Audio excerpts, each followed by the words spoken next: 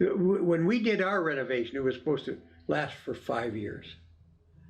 And they didn't change anything that I did for 15 years. But I've made them do some upgrading.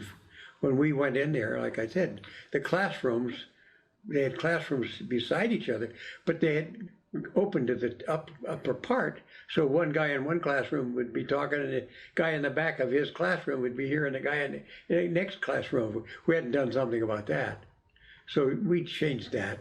The project went from 200,000 to 400,000. Yeah, we got that a little wrong in the bio. It says it came in under budget and on time, so it wasn't quite.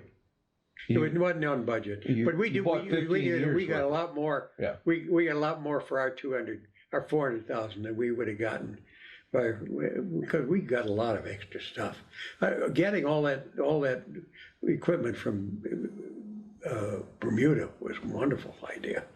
That saved us so much in procurement time, because you have to order new stuff and get it. It was almost impossible. And if you want to get it out of an excess property place, that's not easy either, so we got it right from the start, right from Bermuda. That was a common practice for the Coast Guard, right? To cannibalize other... Well, yeah, but lots of times we did it in another way. We would usually take it from the station that was closing to a place, Air and SC. I think they had a place where they took property and reconditioned it if there's threw some away, but saved what was good, usable, and then told the service we had this excess property, anybody need it. But this one, we got rid of that step of going to the Air and SC first. Was that your doing? That was my doing. I knew. And you told the commandant, I got business?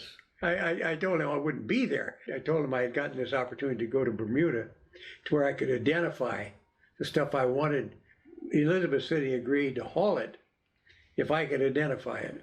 And then I had a CO at Bermuda, who was a great guy. And I said, can I steal the stuff from Bermuda that you aren't really using it, and get the first batches of desks and chairs and typewriters and stuff?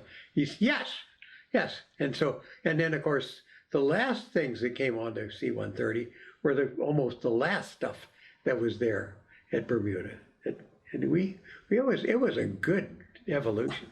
Yep. And I had all along the line, including the CO of Elizabeth City. A guy's name was Brinkmeyer.